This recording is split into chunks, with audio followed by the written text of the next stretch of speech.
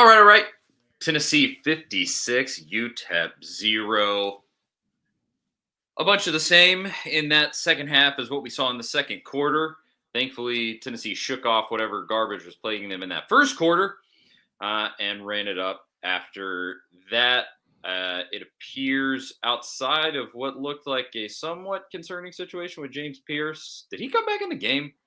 I didn't see. I was flipping back and forth between everything that's been happening outside of the Tennessee game. Yeah, I'm not sure, but there would have been no reason for him to anyway at that point, though. Yeah, it was already over. I mean, it was a situation where when he got hurt, I was sort of like, why is James Pierce even in this game still? I mean, it was on a great sack actually, but yeah, it was Tennessee was up already 45 to whatever. So hey, outside of that, everything works out nicely because Florida Florida beat Ole Miss. Ole Miss loses to Florida, which opens up a spot in the playoff for Tennessee, theoretically. Potentially, I mean, Indiana also got drubbed by Ohio State, so maybe that helps too. I don't know. It might be a double whammy there. And so you took care of your business against UTEP, and now if you take care of your business against Vandy, the opportunity is sitting right there for you. How are you feeling right now, Zach?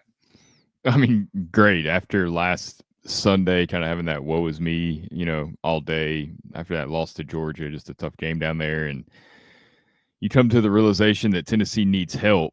And I don't know, we've seen this situation before with Tennessee where you need things to go their way, a certain way, and it usually doesn't. And watching that unfold today, watching the end of that Florida Ole Miss game, I was just like, I just have a feeling Ole Miss is going to score a late touchdown, go for 2, and end up winning this game. And, it's like the swamp remains a house of horrors for Tennessee, even though they're not playing there today. It was kind of the feeling I had. So for that game to go Tennessee's way, and then the Ohio State Indiana game, Ohio State scores a late touchdown there to make that game look a little more of a blowout, like Tennessee needed. And then you really handle business against UTEP. They're about to win 56-0. A lot of style points there. It couldn't have gone much better for Tennessee today. And, as flawed as I think the playoff is, and I've talked about that at length over the last few weeks, this is fun, right? Like, the next to last Saturday, I have to admit it's fun. You're watching these other games and you're passionately pulling for Florida, something that you never thought you would do. You're pulling for Ohio State. When they have one of your commits on campus, you're still pulling for them to win in a blowout. Yeah. And while like wanting to run the score up against UTEP, it's a fun afternoon. It's even more fun when it goes your way.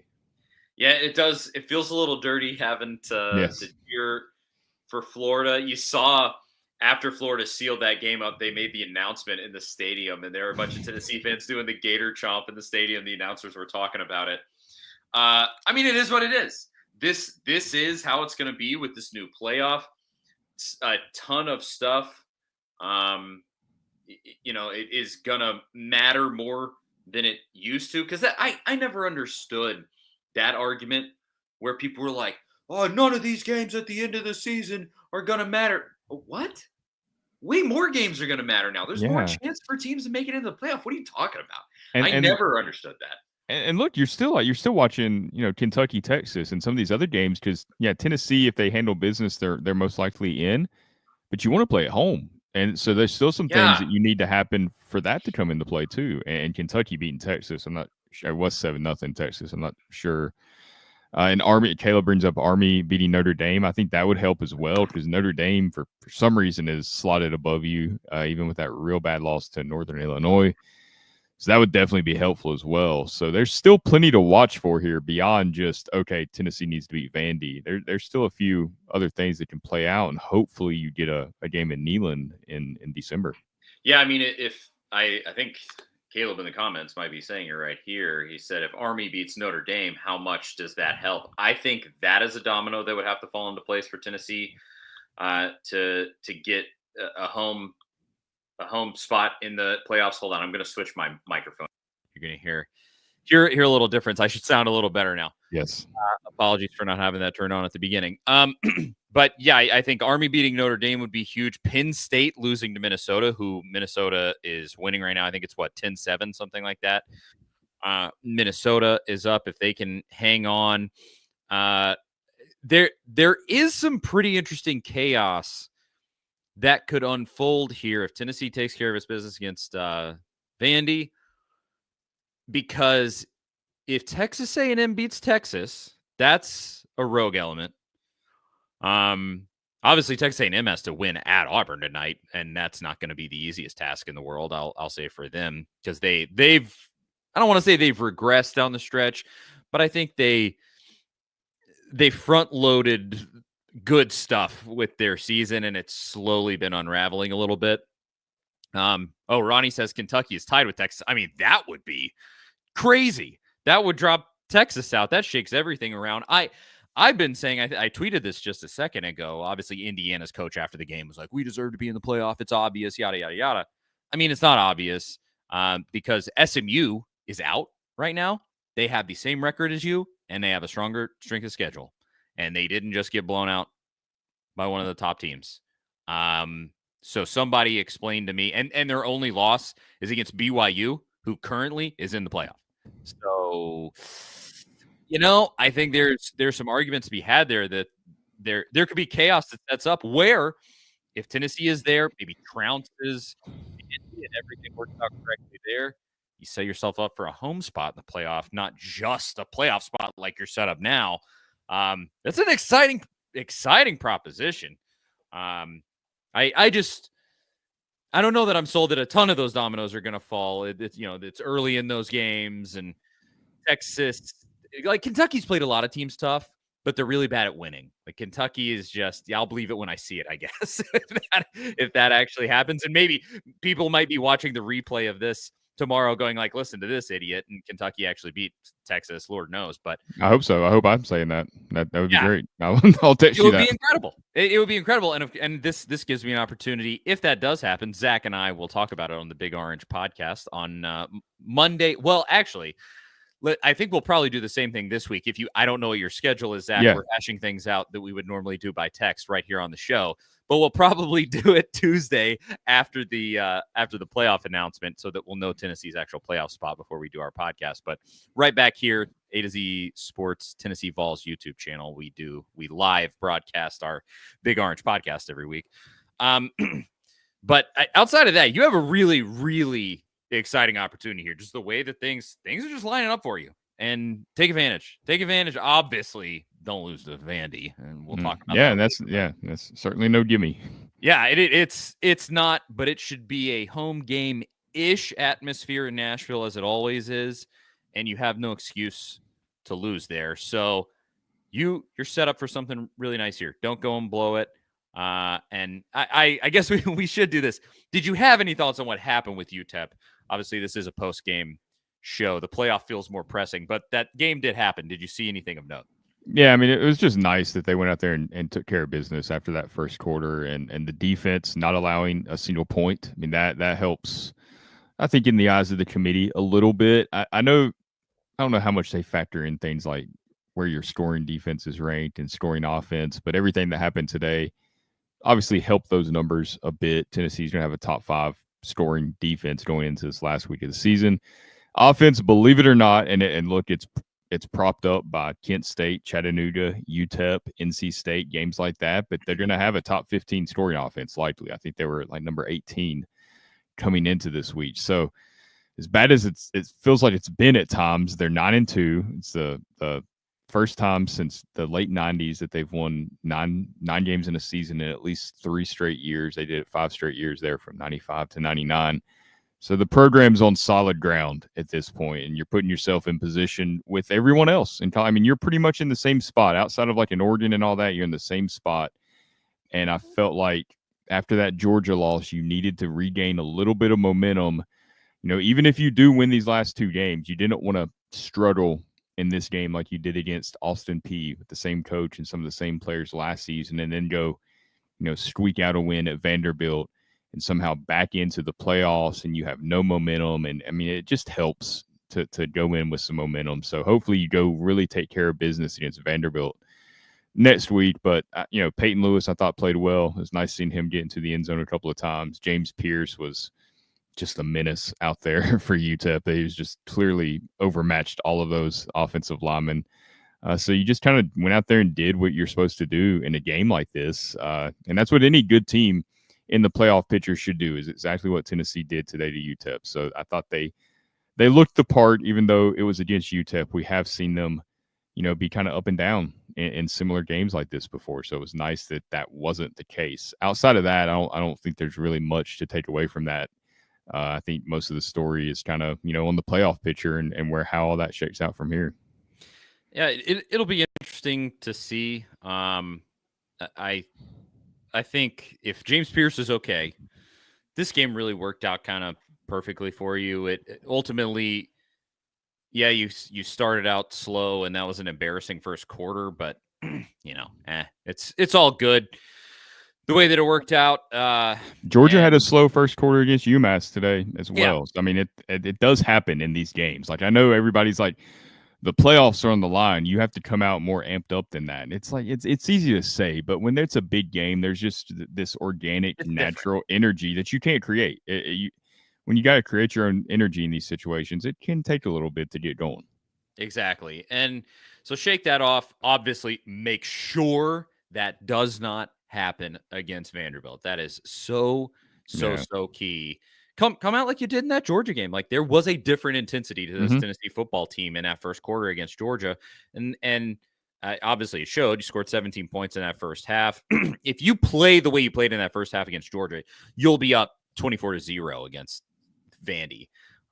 Diego Pavi is really fun, but at the end of the day, he's still surrounded by guys who are on Vandy's football team. Like, that's an inescapable fact. And I mean, you just saw, like, they played against South Carolina's defense, which I think is very, very comparable to Tennessee's defense. I think there's really good arguments to be made. Tennessee's defense is better than theirs, even. And South Carolina just kind of crushed them. And I don't know if that was I think that was in Nashville. I'd have to go back and look. But there's a lot that Tennessee should do in that game, but when it comes to reality, should is a big word. Is like, yeah, Tennessee should beat them down, but they also beat Alabama. So don't fall asleep at the wheel. Don't get caught, lacking or whatever the word you want to use there, because it's absolutely possible.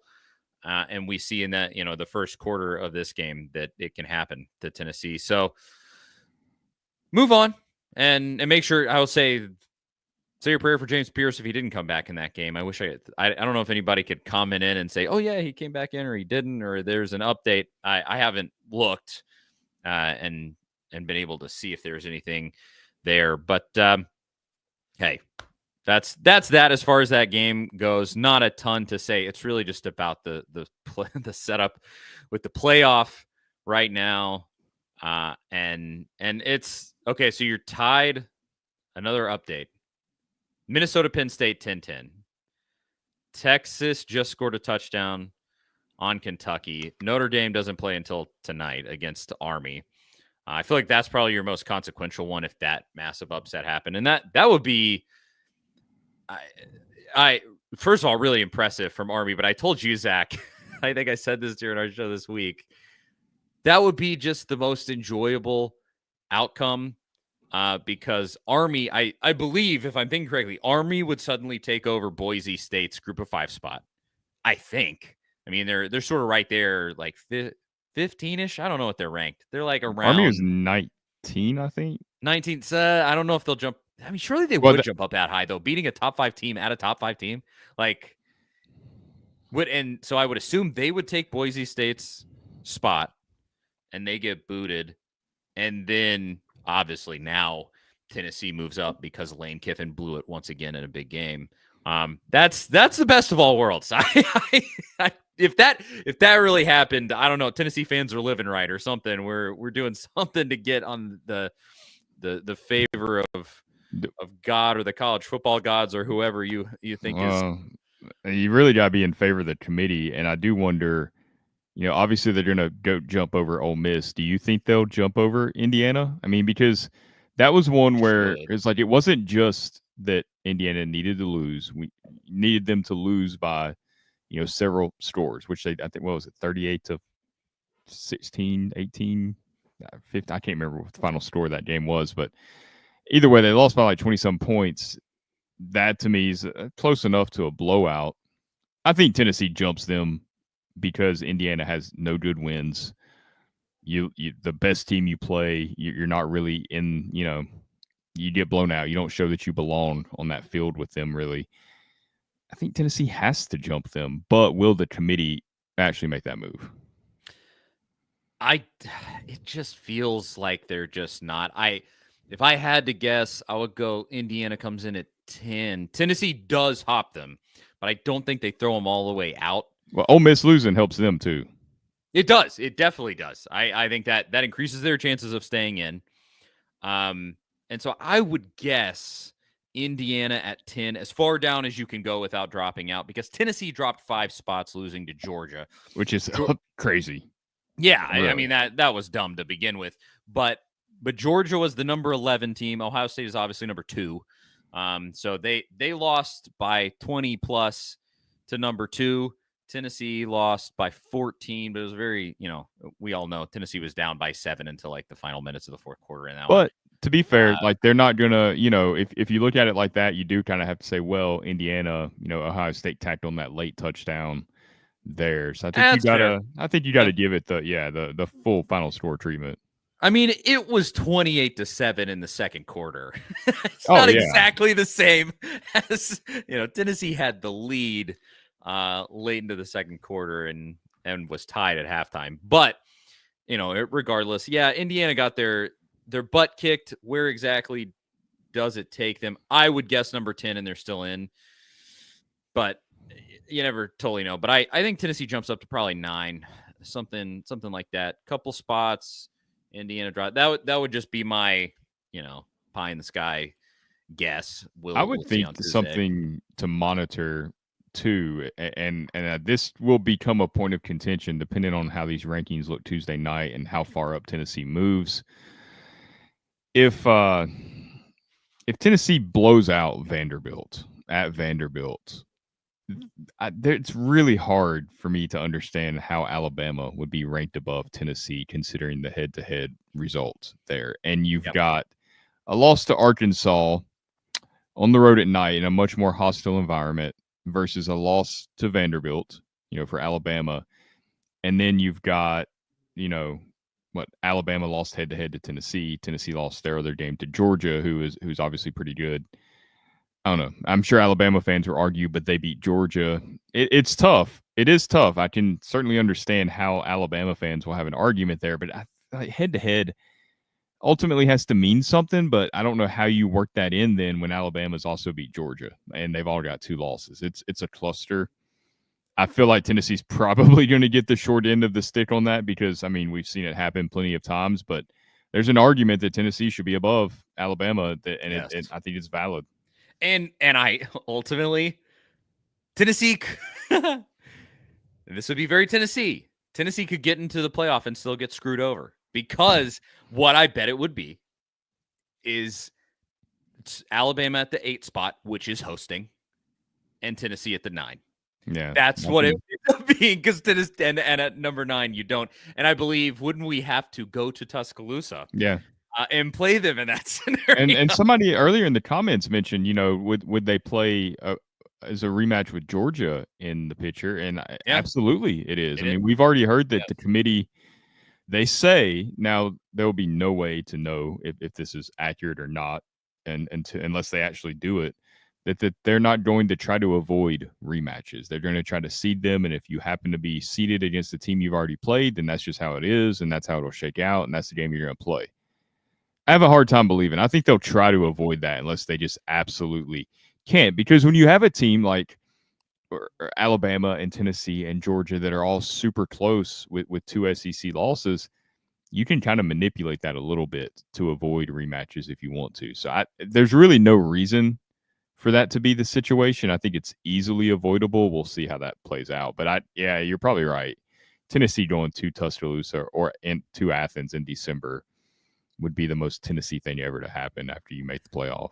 It really would be. every single year for the NCAA basketball tournament, which it's a very different setup, there's not school ADs that are on the, committee for college basketball. At least, well, maybe I don't know the exact makeup of the NCAA basketball committee there, but every single year you see them arbitrarily rank teams in the tournament because they want to facilitate a certain matchup. They'll put Kentucky and Duke in this, where they would eventually play each other in Sweet 16, but then Kentucky can't get past the first round, and so it doesn't actually matter at the end. Like they'll do things like that. And I could see that this season with the college football playoff, where you go, okay, it could be Alabama going to, or what would it be? Tennessee going to Penn State or something like that, compared to Tennessee going to Tuscaloosa, and they shift that around a little bit. I mean, it can't be too egregious to where it doesn't make any sense at all, but I could see some changes like that just because they don't want it to just be SEC against SEC all over the board and Big Ten against Big Ten. I think they'll want to mix it up, but I honestly, like, nobody knows. No, genuinely, nobody knows exactly where they're going to go as far as this stuff goes. So, I mean, yeah, it's all see. Yeah. Even Richard here asking about the SEC championship. It's so clouded at this point. I'm not really sure of all the different scenarios. I know Tennessee is still technically alive, but a lot of things would have to go their way that are very unlikely. I think Auburn has to win both of their next 2 games against A&M and Alabama, and it's a lot of stuff that would have to go their way. So that's probably not going to happen, and you really don't want that to happen, to be honest. At this point, you beat Vanderbilt, and you're in likely. You would be out if you make it to the SEC championship game and you lose. You will not make the playoff. Yeah, regardless of what they say. And like you've referenced, it happened to Georgia last year. They were undefeated, and they lose that championship game, and they don't make the playoff, and they were definitely one of the best 4 teams in the country. Yeah, so in some sense, you don't want to root for absolutely every single upset. Chaos, yeah. Weirdly. Yeah, I mean, I at this point, I genuinely think it might be in Tennessee's favor to root for Texas to beat Kentucky and Texas A&M. I mean, that game is in College Station, if I'm thinking correctly. That's going to be a tough game. Texas is not going to walk in there and just take it down easy street. Like, that is... And Texas is another team that's had a very light schedule that's been pretty favorable, and their toughest game, they lost by the same margin or a little bit more than Tennessee lost to Georgia. So it's chaos, which is what they wanted with the playoff. And look, if we're going to have it, it's better to make these late season games exciting. And they definitely are, because there's so many different scenarios you can play out. Like Oklahoma and Alabama, who do you want to win that matchup? You want Tennessee's win against Alabama to hold up as good as possible. That's a great win. If they lose to Oklahoma, like, theoretically, it helps you because you would jump Alabama, but then you start saying, well, maybe they don't jump, another team that they should jump. Maybe they don't jump in Indiana because suddenly that Alabama win doesn't look quite as good because they lost to Oklahoma. There's a lot of nuance to it, and I'm not really sure how it should all play out. What suddenly the Alabama win would become, it's a win over a weak Alabama team. That's what it would become all of a sudden. It's not a valuable win. It's just it really kind of became that just this past week. Tennessee fans kept saying, we beat Alabama. Like, Tennessee beat a team that's in your stupid top 10. Yeah. It seems like Georgia's getting more credit for beating Texas, who may or may not be good. They're just kind of arbitrarily ranked there because they were preseason ranked high. They haven't beaten anybody, but they've only lost the one game to a really good team. So that win means a lot for Georgia, but that win for Tennessee against Alabama, it is. It doesn't really get that same credit. It's kind of like Notre Dame losing to Northern Illinois. They just don't talk about it because it doesn't really drive the narrative that they're trying to drive for whatever reason. I don't know why it's the case. It makes no sense. It's dumb. It's the SEC. Fans come out in droves for all of these teams. They're going to watch. They're going to tune in. They're going to travel. I don't get it at all. I tweeted out. I think it was what's her face? I forget. She writes for the Athletic. Auerbach, Nicole Auerbach. She said something like, I like the way that this ranking sets up. It throws out the head-to-head against Alabama, and it values this and it values that. And I tweeted and I said, yeah. Well, I just replied and I said, yeah, just throw out one of the best wins that any team in America has had this season. Just throw it out. Hey, might as well just give Alabama the win. Why not just, take the win from Tennessee and give it to Alabama since the play on the field doesn't matter? Like, go ahead and do that. And there were replies to that. Some of them were from Alabama fans, which doesn't really count, but some of them weren't, of people being like, one of the best wins in America. Oh, come on. How many teams have a win over teams in the playoff? How many in America right now? I mean, what, 7, 8, 9, something like that total have wins over those teams? And because for the most part, those wins are from teams that are also in that top 10. Like, I know the worst thing about that tweet you're talking about is that you had Ole Miss over Georgia over Tennessee.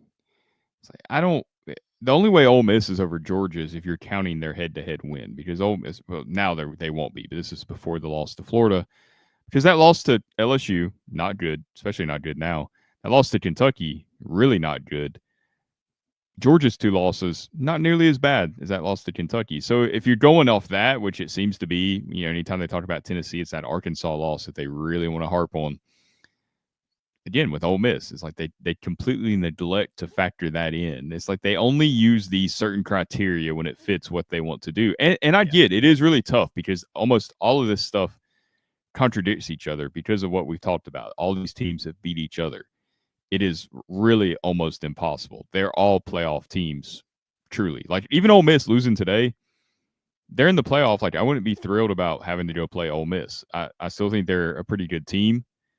Obviously, they don't deserve to be in at this point because of the way it's set up, and they have 3 losses. But they're still better than some of the teams that are going to be in that playoff. I'd rather play Indiana than Ole Miss. I'd rather play 100%. Notre Dame than Ole Miss. I'd rather play Notre Dame than South Carolina at this point. South Carolina doesn't stand a chance of getting in. So it's really tough because a lot of these teams are deserving, but they're not going to get in because they play in a really tough conference in the SEC where this happens. You go to Florida and you play in the swamp in late November with the playoffs on the line. That's tough. I don't care what Florida's record is. And they've turned it around, the last few weeks under Billy Napier. And, I can say good for them because it worked out for Tennessee today, especially. But that's daunting. And no other conference has that on a week-to-week basis. No one. And you can call it SEC bias, but it's just reality. And let's be clear here. That Florida game has been used against Tennessee constantly through this entire process. Tennessee beat Florida, who obviously Ole Miss just lost to. And it is, people said, Tennessee got played close by Florida. Well, look at him now. And DJ Lagway played half that game against Tennessee. What do you want to say now? What is Kentucky's about to do a boat race, by the way. That's tough. I mean, if we're being honest, I think that was always going to be the outcome of that game. But wishful thinking. Yeah, that is what it is. And I'm sure Mark Stoops will get a raise and an extension after this season. But the whole thing is silly. Like I said, tune into the Big Orange podcast on Tuesday night after the reveal of the playoff rankings, and we'll dive further down into it and kind of see where the committee's mind is at, because everybody's guess is as good as ours. We don't know where they're going to go with it. We'll just have to find out. But let's get to this, Zach. We can kind of finish on this note since it's you and me and not with former Vols quarterback Jonathan Crompton as it usually is. I don't want to do a preview of the Vandy game. I would normally do a preview of the game with Crompton, but we're going to do the preview of the game on Big Orange Podcast on Tuesday night. So let's finish with this. Tennessee 56, UTEP 0. Florida beats Ole Miss, and it looks like Tennessee, at least for this week, is going to have a spot in the playoff as long as they don't screw it up against Vanderbilt. Drop into the comments for everybody that's watching. We got hundreds of people with us. And let us know one word for how you're feeling right now. One word for Tennessee 56, UTEP 0, Florida beats Ole Miss. playoff spot well in the works for Tennessee. One word for how you're feeling in the comments. Let us know. We do this every week. It's always a ton of fun. Zach and I will give ours. So let us know that right after I tell you about the good folks at Farm Bureau Health Plans. Farm Bureau has been serving Tennesseans for over 75 years. Much has changed in Tennessee over the years, but some has stayed the same. Farm Bureau has always valued personal relationships, especially when it comes to good health and good service. So plan on Farm Bureau for health, dental, and vision. For better coverage, better rates, and better service, go to fbhp.com/ATOZ or walk into one of their 200-plus locations across the state. That is fbhp.com/ATOZ. Farm Bureau Health Plans. There's their banner there. I forgot to throw it up there. Shout out to Farm Bureau, longtime sponsor. Now, one word for how you are feeling after Tennessee's trouncing victory over UTEP and their psycho coach. Let's see what we got. Mr. Jones says playoffs. Tyler Ross says nervous. Bork says hopeful. James hopeful. Davey optimistic. Late says Papa J. Nervous says Debbie. Zach, I'll throw it to you. Your one word for how you're feeling after that win. I think it's relief. Because after that loss to Georgia, it wasn't that I was look, that's a tough game, right? Going down into Athens, nothing's a given, no matter what the situation is, no matter how good you are. That's always going to be a tough game, just like Ole Miss going into Florida. So, losing that game wasn't the end of the world to me, but that it just was like that Arkansas game. Like, man, if you could have just pulled that out, you'd still be in control of your own destiny. Now, the results of today, they put you back in the driver's seat. Still a long way to go. You still got a week of preparation left, and you got to beat Vanderbilt, and you have to trust that the committee doesn't do the wrong thing and somehow screw this up. Which I think that's almost impossible at this point, but we'll see. But you're back in control. You go handle business, and you know that you're probably in, and that's huge. No matter what happens from here on out, I think the goal, if you're a team like Tennessee, Georgia, Alabama, Ole Miss, they're going to come up short this year. LSU, they're going to come up short this year. Texas A&M, even Oklahoma with their history. The goal is to get to the playoff each year. Like, if you don't, unless you had some crazy injuries and some things just really didn't go your way, that's going to happen from time to time. And as fans, I think you have to accept that. You're going to be pissed. You're going to be upset. But it's sports. It's the human element. Sometimes those things do happen. Sometimes it's just a year where things don't go your way.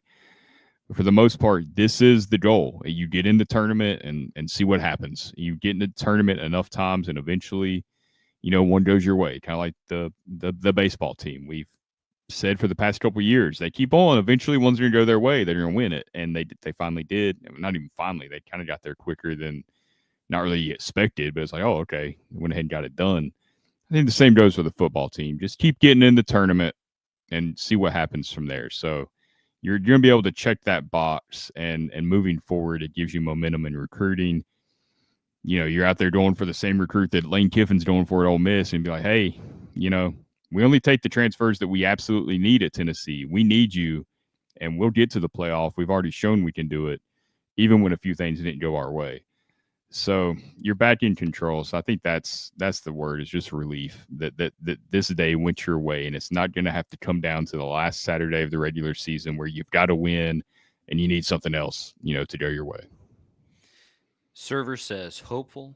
Ryan says relieved. Again, one word for how you're feeling after Tennessee 56, UTEP 0, and Florida beats Ole Miss to hopefully open up a playoff spot for Tennessee. And I'll kind of piggyback off what you said there, Zach.